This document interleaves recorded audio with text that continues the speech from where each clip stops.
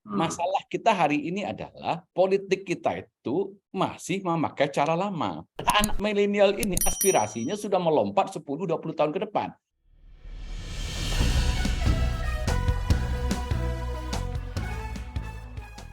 Assalamualaikum warahmatullahi wabarakatuh. Sahabat Perspektif, apa kabar Anda? Semoga dalam keadaan sehat walafiat, tidak kurang suatu apapun. Perspektif Wimar TV kembali hadir di hadapan Anda, dan kembali kita akan membahas tentang fenomena-fenomena yang terjadi di negeri ini, khususnya yang berkaitan dengan politik kali ini.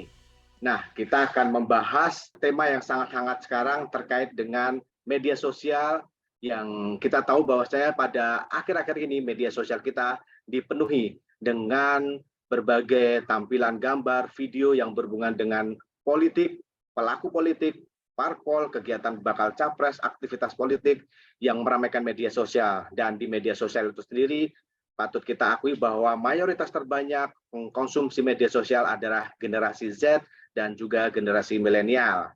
Kita akan membahas tentang sejauh mana generasi Z menatap pemilu 2024. Saya tidak sendiri, sudah ada sang pakar yang sangat dinantikan dan mempunyai kapasitas yang sangat luar biasa untuk membahas tentang psikologi politik internasional dan khususnya psikologi politik Indonesia. Profesor Hamdi Muluk. Apa kabar, Prof? Sehat, Prof? Sehat, alhamdulillah. Apa kabar, Mas Ferdi? Apa kabar? Sehat, Prof. Sudah lama Penikmat, tidak para penikmat terlihat, Prof. perspektif baru harus kita sapa dulu nih. Ya, sudah lama saya nggak muncul di perspektif nih. Kita langsung, Prof. Ya. Menatap 2024 di generasi milenial dan juga generasi Z. Profesor bisa diterangkan lebih dulu perspektif dari Profesor. Generasi Z, generasi milenial menatap politik kekinian aja, Prof. Seperti apa, Prof? Mereka aktif di media sosial, mereka juga disuguhkan berbagai video, berbagai gambar di media sosial yang mereka konsumsi tiap hari tentang kegiatan politikus, kegiatan bakal capres, dan sebagaimana mestinya di politik ini sangat ramai di media sosial, Prof. Iya, kalau kita bicara generasi muda, khususnya generasi milenial yang mungkin didefinisikan kira-kira kelahiran umur berapa sekarang? Kalau milenial itu dianggap 20, 25, 26 sampai 41 lah, Prof. Nah, generasi Z didefinisikan kira-kira nanti ya first voter lah ya, pemilih pemula. Betul. Dari 17 sampai 21 tahun gitu. Nah, kalau bicara dua angkatan ini yang membedakan dari generasi saya dan Mas Ferdi, kali nggak tahu Mas Ferdi generasi apa ini. Jangan generasi batu aja, Stone Age. Iya, Bro. Yang membedakan kan adalah yang paling terbedakan dari generasi kita sebelumnya kan adalah masalah mereka lahir di era teknologi informasi itu menjadi pervasif gitu ya. Pervasif. Betul. Itu masuk kepada sendi-sendi kehidupan sedemikian dalam, dan ada yang mengatakan ini istilahnya digital natif gitu kan. Betul. Jadi, digital natif, Prof, ya. Warga negara digital. Jadi pas dia lahir itu teknologi digital itu sedang booming begitu. Dan mereka jadinya mungkin kalau seperti anak saya gitu. Waktu dia melihat telepon kabel itu masih ada bangkainya di rumah saya, terus dia heran, ini apa ini ya? Karena dia memang alami, ya kan? Sama juga dia melihat gitu tape recorder gitu, ya. Itu ini apa ini gitu ya kan? Nah, karena mereka pas lahir itu sudah smartphone, jadi dia lahir aja sudah ada internet, jadi memang dia lahir di dunia yang berbeda dengan dunia sebelumnya. Tentu kita harus pahami bahwa otomatis bahwa mereka kalau misalnya internet itu dicabut, itu mungkin seperti juga mencabut oksigen kali ya. Betul, dia. Makanya orang sekarang kan bilang, wah yang lebih takutkan sekarang bukannya bahkan tidak ada makanan, nggak apa-apa, nggak ada snack, nggak ada apa-apa gitu. Tapi kalau ada sinyal atau istilahnya sekarang kalau fakir pulsa itu malah lebih mengkhawatirkan. Betul. Nah, tentu ini membawa, kalau dalam perspektif psikologi, cara mereka berperilaku tentu berbeda dengan generasi-generasi sebelumnya. Jadi istilah itu kalau dalam bahasa psikologis, their behavior, perilaku mereka itu mediated by internet environment. Jadi tinggal laku mereka itu dimediasi oleh teknologi informasi dan teknologi internet. Dalam kaitannya dengan politik tentu, ya. Dalam definisi politik itu sebenarnya nggak berubah dari zaman Plato sampai zaman sekarang, itu sama aja. Politik adalah seni untuk mengatur kehidupan publik, di mana keputusan-keputusan publik yang menyangkut hajat hidup kita bersama ini kita bicarakan, terus kita kontestasikan. Artinya memang tidak dimonopoli oleh satu kelompok. Kalau monopoli itu namanya kerajaan misalnya. Ya. Kalau tidak dikontestasikan atau turun-temurun gitu ya, hanya diurus satu golongan, itu namanya oligarki. Demokrasi itu menghendaki partisipasi, ada dialog, ada partisipasi, supaya kehidupan bersama ini kita bisa bicarakan bersama, supaya keputusan itu diambil, keputusan politik itu, dan untuk itu semua mekanisme yang hari ini kita ributin ini menjelang 2024 itu jadi suatu keniscayaan gitu loh, bahwa dibukalah kontestasi antara banyak pihak, ya, siapa yang dirasa mampu mengemban mandat itu dalam sebuah pemilu itu dipercaya untuk mengurus urusan publik kita. Artinya definisi politik tidak berubah dari dulu sampai sekarang, itu maksud saya. Nah, masalahnya hari ini yang harus disadari oleh banyak orang, termasuk juga politisi, lanskap perilakunya sudah beda. Kalau dulu tidak ada yang namanya perilaku yang mediated by technology. Dulu mungkin ya mediated by technology ya, diperantarai teknologi ya. Kalau dulu diperantarai teknologinya paling top televisi misalnya. Dulu ya, kalau kita ingat tontonannya Pak Wimar yang paling spektakuler zaman dulu itu, zaman Pak Harto, cabut gigi gitu. Wah, itu aja udah heboh orang waktu itu dulu. Dianggap itu sudah kemajuan besar. Hari ini diketawain orang, apa hebatnya itu acara itu gitu. Oke, Prof.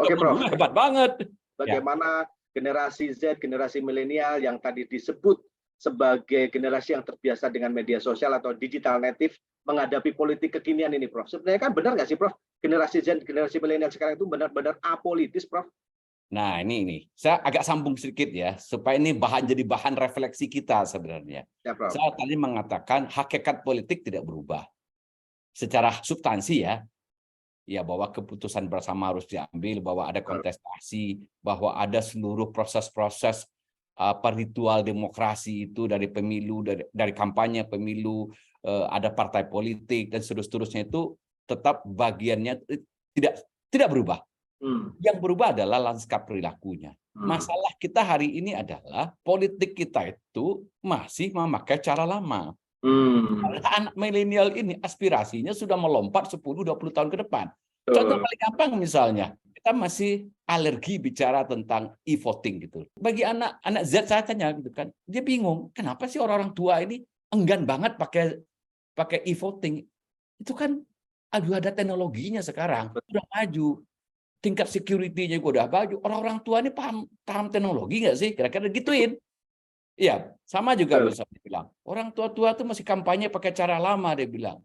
Istilah anak sekarang, nih bro, karena kampanye itu udah pakai cara pakai TikTok, udah pakai Instagram pun kan udah lebih cerdas dari kita. Wah, kalau ini gambarnya kayak gini nih, pencahayaannya nggak masuk nih buat anak muda gitu loh. Masalahnya orang-orang tua kita masih terperangkap di masa lalu, politisi-politisi, partai politik, penyelenggara pemilu dan seterusnya. Pokoknya atau pemerintahan bahkan gitu loh. Jadi ini ada gap sebenarnya kalau menurut saya gitu loh. Jadi kita masih hidup di zaman dulu perpolitikan kita, walaupun secara hakikat tentu tidak berubah ya. Ya, politik dari dulu tetap ujung-ujungnya adalah bagaimana keputusan politik diambil secara demokratis gitu ya. Nah, cuma caranya itu sebenarnya kan sudah berbeda gitu loh. Termasuk juga misalnya kelakuan-kelakuan para, saya mengatakan all politician misalnya ya.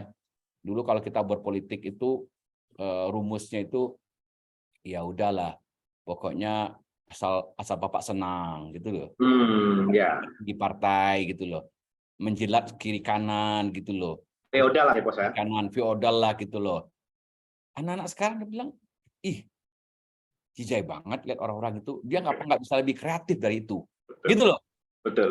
Ya, jadi politiknya apa nggak bisa lebih kreatif gitu loh.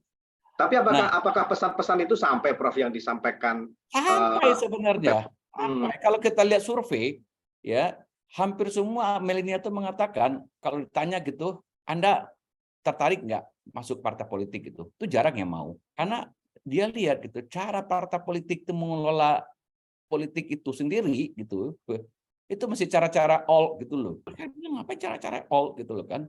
Saya perlu kekinian gitu loh. Ya jadi terus orang menganggap kan, waduh berarti partisipasi generasi Z ini rendah ya di politik. Atau orang menafsirkan begini, jadi mereka nggak melek politik dong. Nah, kira-kira begitu ya.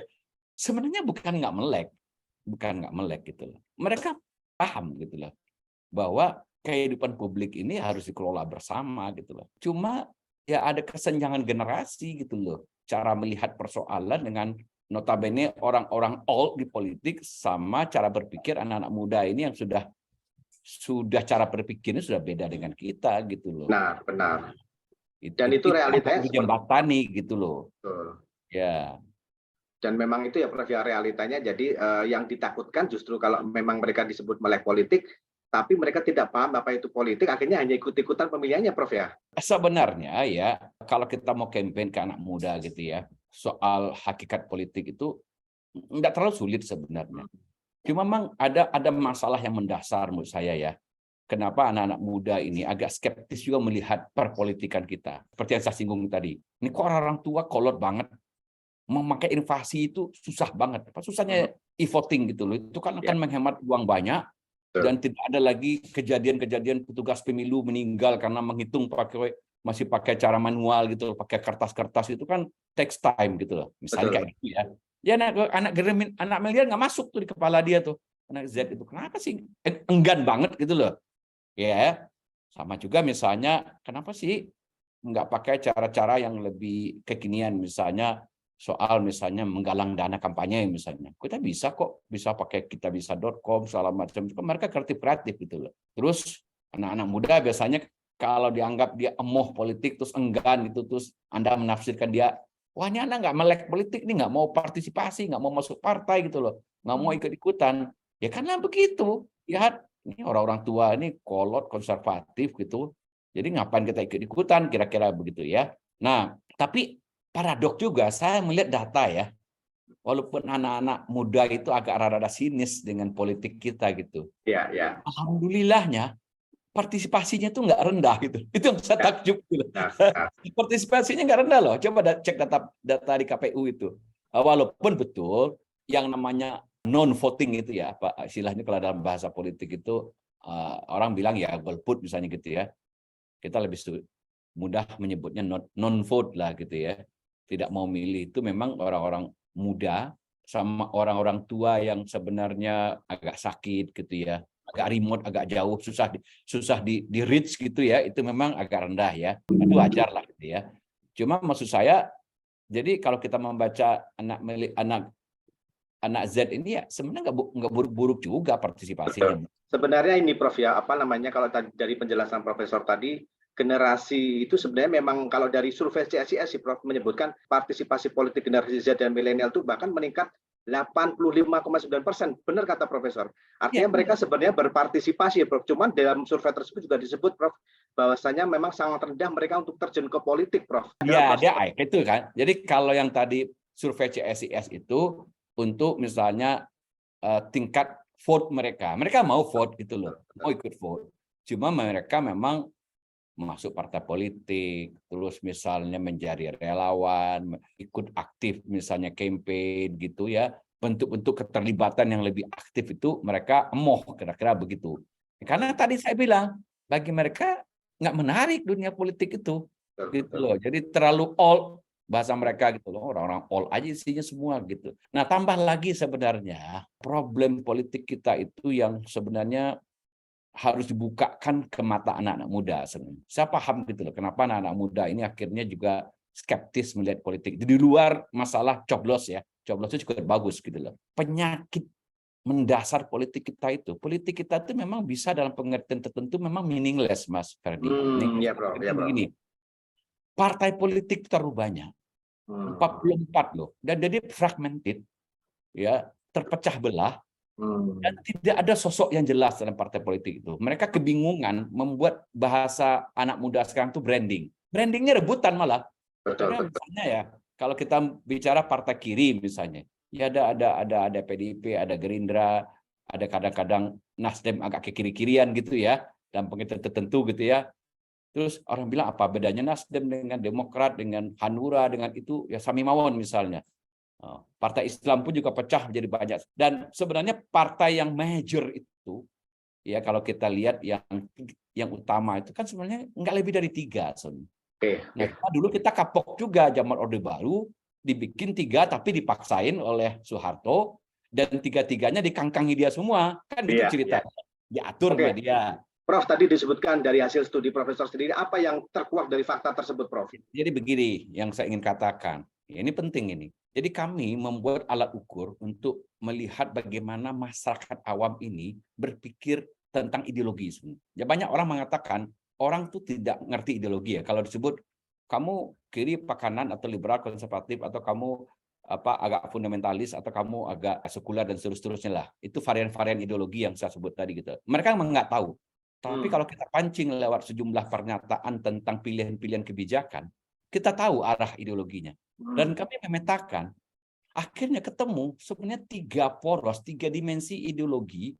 1, berporos kepada dimensi, katakanlah semacam dimensi, apakah negara ini mau diatur berdasarkan prinsip agama atau prinsip sekuler. Itu kutubnya, kontinumnya. Dari orang yang pengen negara diatur berdasarkan prinsip sekuler sampai yang sangat agamis, sangat fundamentalis. Kedua, ada orang berpikir pengen negara ini diatur dengan prinsip yang pasar bebas atau sangat sosialis. Jadi katakanlah dimensi sosialis. Dan ketiga, dimensi nilai-nilai sosial. Jadi ada orang yang ingin negara ini diatur dengan prinsip-prinsip nilai-nilai yang liberal, ada nilai-nilai yang konservatif. Dengan bercermin dari 3 aspirasi ideologi itu, seharusnya partai politik itu cukup 3 atau 4. Jadi misalnya partai sosialis jadi 2 varian, partai agama jadi terus partai nasionalis. Jadi sebenarnya udah benar. Dengan begitu partai itu berbenah, partai itu menjadi jelas identitasnya. Kalau jelas identitasnya, orang mau mengkaitkan dirinya menjadi pengikut partai itu, ya, karena aspirasi ideologinya terkanalisasi. Ya, karena kanalisasi ideologi nggak perlu sampai 40. Nah, celakanya dengan sistem yang sebenarnya multiparti itu, konsekuensinya apa? Kita sulit membangun namanya konstituensi, keterikatan antara pemilih dengan sebuah partai yang jelas sosoknya, yang jelas ideologinya, jelas programnya, jelas seluruh, termasuk jelas kandidatnya siapa. Jadi sosoknya itu jelas. Jadi kalau bahasa politik itu, political psychology disebut party identification. Party ID-nya jelas. Dengan begitu terbentuk konstituensi. Nah, itu pentingnya partai itu jelas gitu. Nah, kalau terbentuk konstituensi, kalau misalnya pemilu cuma 3 atau partai, kalau ada yang menang, jelas siapa pemenangnya dan jelas kepada siapa kita minta pertanggungjawaban, Mas Ferdi. Jadi jelas, kalau sekarang di parlemen, karena partai itu udah ada yang 12, masing-masing cuma 4, 5, 6, 7, paling gede 20. Terus mereka akan bilang begini, jangan minta tanggung jawab saya dong, saya kan cuma 10% menangnya, saya di koalisi dengan yang lain, kan terjadi dagang sapi jadinya. Benar. Nah sampai kapan kita begini-begini terus? Anak muda mengerti logika itu, makanya dia skeptis.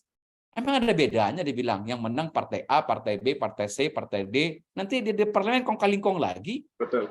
Karena semua merasa kecil. Nah, saya mengatakan kegilaan ini kapan kita mau putus sebenarnya, kira-kira begitu. Tapi apakah ini, Prof, apakah party ID tadi bisa melekat, Prof, di era digitalisasi sekarang, di era media sosial sekarang, Prof? Sangat. Jadi maksud saya begini, yang saya khawatirkan nanti ada kaitannya dengan pembicaraan kita yang kedua itu.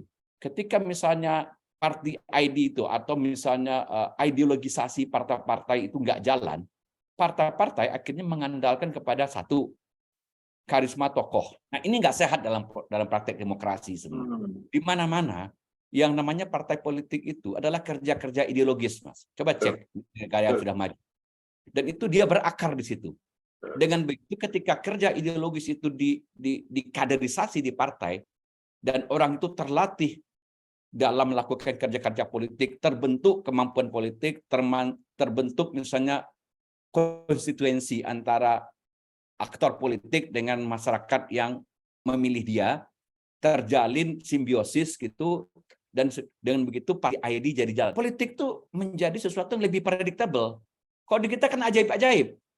Hari ini partai A menang, besok tiba-tiba partai nyungsep, ganti lagi partainya. Kalau di luar juga bisa begitu, tapi mereka kan lebih jelas. Kalau partainya cuma 2, tergantung misalnya hari ini misalnya kalau di Amerika Republikan nggak begitu mengena di hati publik, besok dia pindah ke Demokrat. Jadi jelas gitu loh. Di kita itu kan akrobatnya jadi banyak.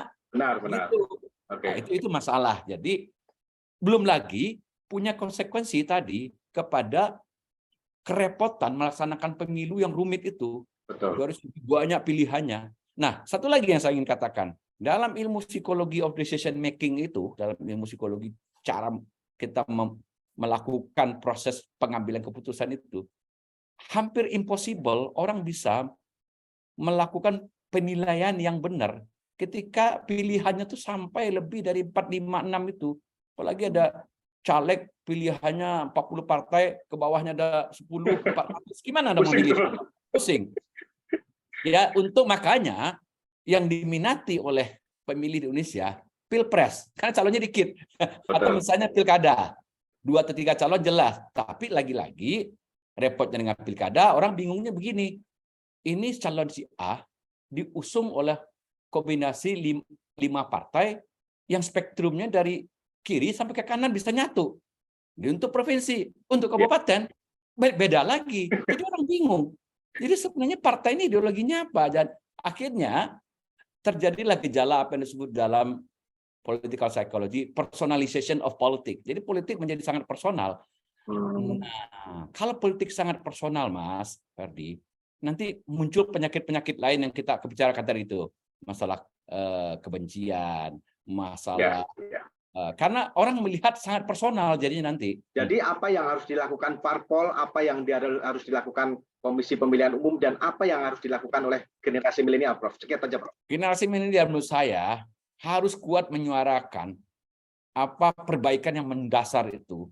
Jadi doronglah misalnya parliament threshold yang lebih ketat gitu loh, sampai 7, sehingga partai itu bisa secara demokratis bisa dikonsolidasi menjadi 3 atau 4 saja gitu loh. Itu akan lebih sehat untuk. Jadi kita gampang menata demokrasi. Kalau demokrasi itu sudah ajak gitu, nah, dan partai-partai itu mulai bekerja benar begitu, baru kita bisa berharap generasi milenial itu akan bisa terjun ke politik secara sepenuh hati. Kalau sekarang mereka sih ketawa ngelihatnya sebenarnya.